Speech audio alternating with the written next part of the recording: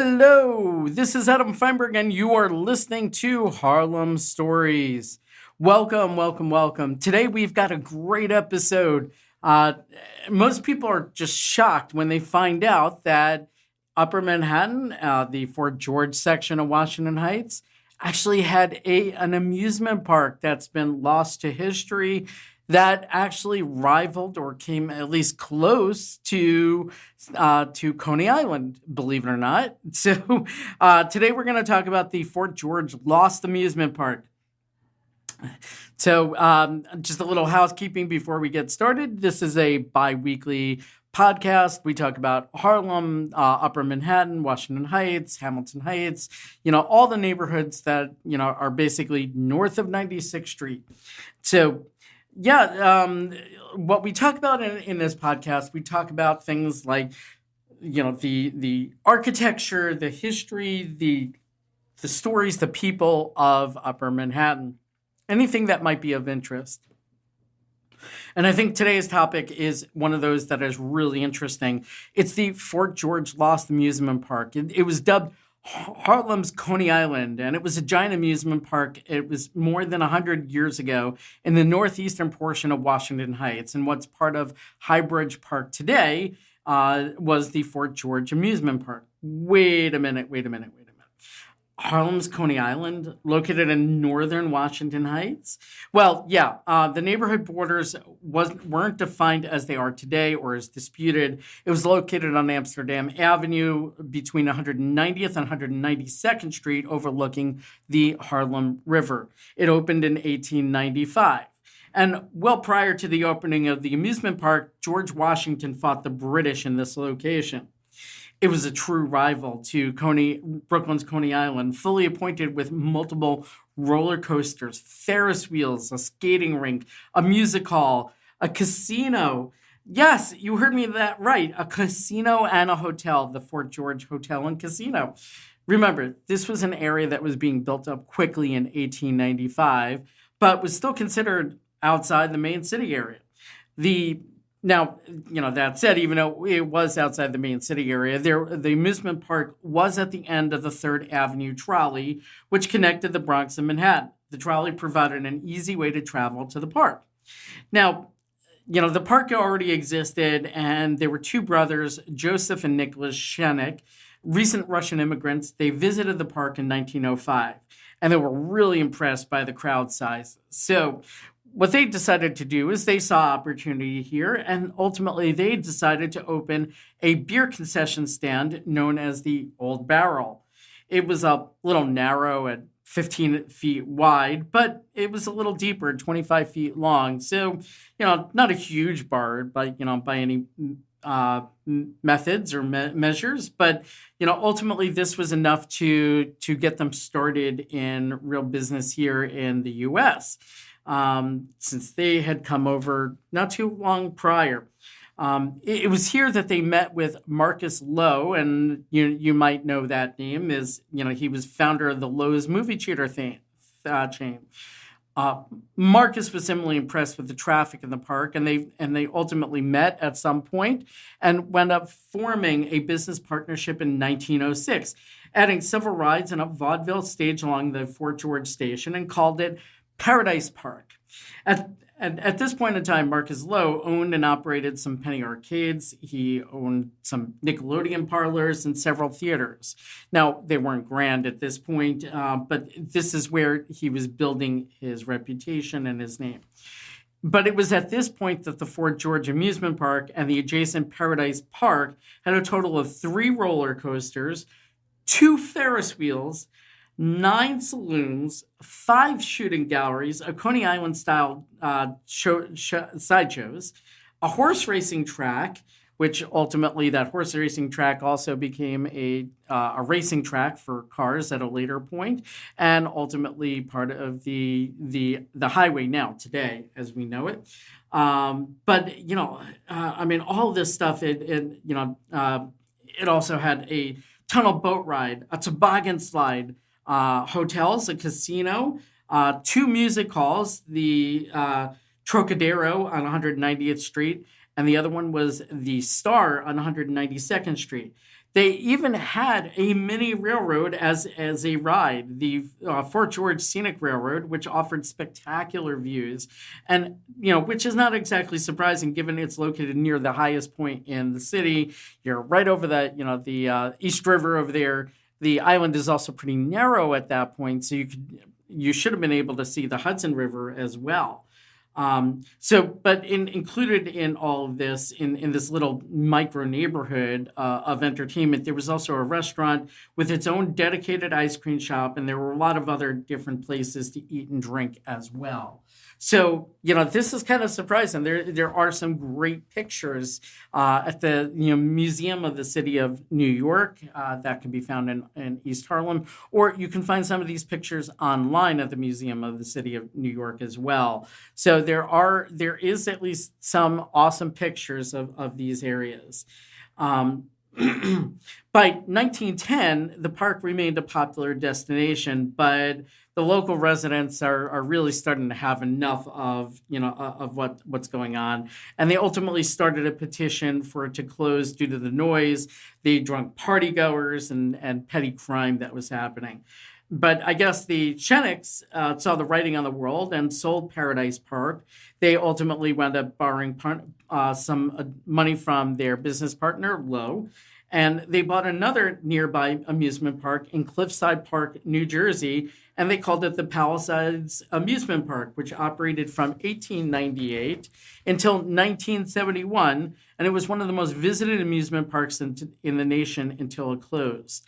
Now, I'm a collector of old 1950s and 60s comic books, and I can tell you could see advertisements in those comic books that were sold for the Palisades Amusement Park. So I thought that was pretty cool. You get some old history in those comic books. Ultimately, the Chenecks wound up cashing out in 1935, and they wound up selling the Palisades to pursue their dreams in Hollywood. And believe it or not, and this is another one of those facts that, so often are like so surprising. Most people don't realize, the true history. But ironically, the film industry started in Fort Lee, New Jersey, right over the opposite side of the Hudson, from the other side of the GW Bridge. So, believe it or not, Hollywood got its start there and actually had a Washington Heights connection. Might do a whole episode on that at some point. But as those complaints grew in December 1911, an arsonist set fire to Paradise Park. The damages weren't too bad, and the park reopened, less than a year later in 1912. But another year later, another fire was started, causing over 100,000 in damages. And remember, this is more than 100 years ago. So, that was going to be pretty substantiated. So back in 1913, money not adjusted for inflation. So, but that ultimately wound up leading to the amusement park being permanently closed in 1914. The only attraction to survive that was relatively unscathed was a pretty well documented, at least until recently, carousel number 15. It was built by the Philadelphia Toboggan Company. In 1917, after the park had been closed for several years, the carousel was moved to the new Summit Beach Amusement Park in Akron, Ohio. In 1958, the Summit Beach closed and the carousel was moved to State Fair Park in Milwaukee, Wisconsin, and then later to Dandelion Park in Muskego, Wisconsin, where it remained until the park closed in 1976. So I guess it remained under wraps for a while, but in 1986, it was moved ultimately to Vancouver, British Columbia for Expo 86. And then, again, it got moved yet again. In 1990, the carousel was moved to Puente Hills Mall in the city of Industry, California. Now, it starts moving yet again, but back almost to where it started. In 1998, carousel number 15 wound up at the Palisades Center Mall in West Nyack. And the Palisades Center, if you're not familiar with it, just a little outside the city. It's one of the largest malls in the nation, was completed in 1998, so it's on the newer side of the story. But at least in West Nyack, the carousel was only a few miles away from its original location. Now, for those of you that don't know over here, I grew up in Rockland County, where the neighborhoods of Nyack and West Nyack actually belong to, and it's the West Nyack Mall is probably only, I'm guessing, around 15 miles from Manhattan. So literally, you go up across the bridge, the GW Bridge, and it's about 15 miles north or so. Literally on that, not far from that New York, New Jersey border. But in 1998, and I actually called this the incredible sinking mall because it was built on landfill, and it was constantly breaking up because it wasn't compacted well, or the land that the mall was built on was not very, I guess, the right composition. So yeah, there were constant problems with the foundation. In any case, in 1998, carousel number 15, it wound up over in the Palisades Center Mall. But again, in 2009, it got moved around again, and Palisades Center management disassembled the carousel, and then they wound up removing it. I remember recalling hearing about the carousel moving back into the Midwest, but I haven't heard anything recent. So, this carousel has moved multiple times, including most recently just a handful of miles from where it started. But, separate from the carousel, the city's Parks Department wound up acquiring the Fort George via condemnation in 1928, which included Highbridge Park. And in 1994, Mayor Giuliani contributed $500,000 for new playground equipment for the park. And in the United Electric and Power Company, created in 1887 by Westinghouse Power and Electric, which was built as a competitor to Edison Electric. They took the opposite view of Edison by providing alternating current, AC, while Edison was providing direct current, DC. And in 1904, United built a power station to provide electricity to northern Manhattan. Time marched on, and the plant was taken over by Con Edison, operating until the 1970s, when it was ultimately shut down. The plant actually still existed until 1997, when the structure was raised to improve and expand space for Highbridge Park. Since this was the northern section of Highbridge Park, it was expanded and improved. In more recent years, guardrails and large planters were installed in the area to ensure that abandoned cars would not be dumped there or other cars be driven in. And Parks and Recreation has also since cleaned up the area further, clearing the dense overgrowth and dead trees. And today it's more of a proper part of New York City.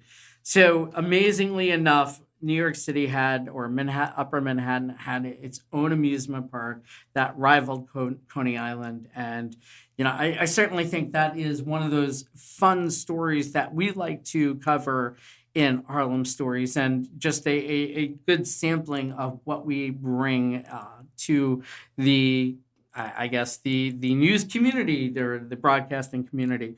But in any case, you can find original pictures at the Museum of the City of New York.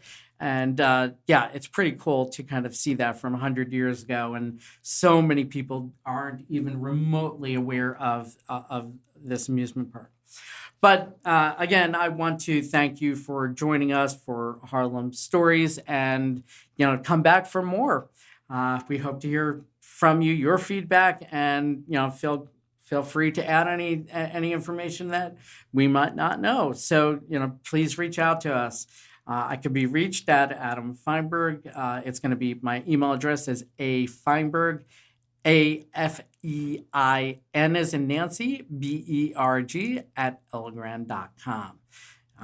If you've got any great stories, we'd love to hear about them. Thank you and have a great day.